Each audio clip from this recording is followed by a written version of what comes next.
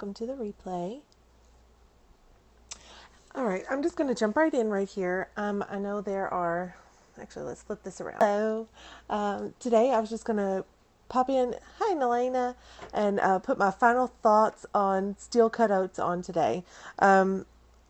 Last week I showed you how I normally make steel cut oats, which is overnight, and it's the absolute easiest way to do it.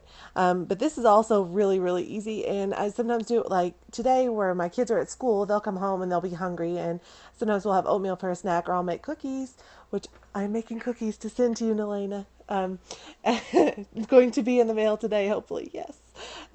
So this is what I do if I'm making oats in the middle of the day instead of doing it overnight. I still want them to get done in like, yay! Still want them to get done in a reasonable amount of time. I don't have 8 hours like I do when I do it overnight. So what I do is I use my rice cooker. And if you don't have one, it's not a huge investment. It is another appliance. And it's one of the only single taskers that Alton Brown uses. And he says is a good thing to use too, because it does an excellent job at what it does. And you really can't replace it. Like I've made rice on the stove for years, and it was always crunchy or mushy, or it was just gross. And so finally we invested in a cheap rice cooker we got from Walmart for like $20 or something like that, and it's awesome. So basically all I do is I do the same ratio that I use for my overnight oats. I put 2 cups of steel cut oats in my rice cooker, and I will move this so you can see it. Oh, hello. All right, the rice cooker. I do 2 cups of steel cut oats to 5 cups of water.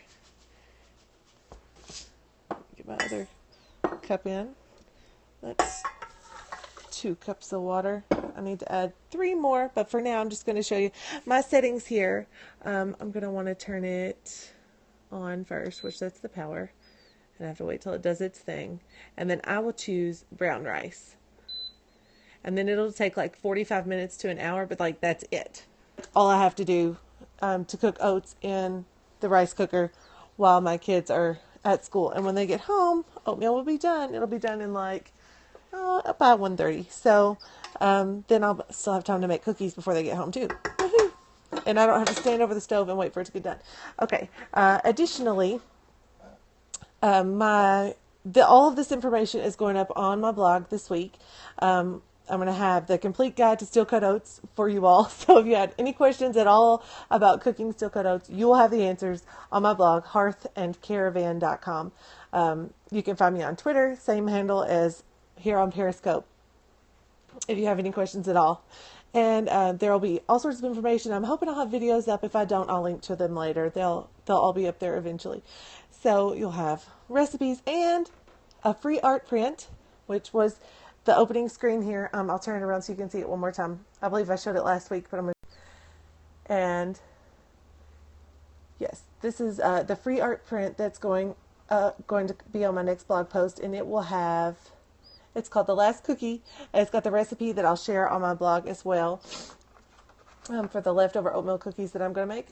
And it's actually, I made it last year when I was taking an online art course at AlysaBurke.com. She has amazing online art classes. So I took her Watercolor Bliss one last year and loved it, and that was one of the things I created during that time. And so I thought I would share that to go with all of the oatmeal information that I've got on my blog. So anyway, that's all I have for you today. I'm going to get the rest of this water in these oats and get my cookie stuff ready.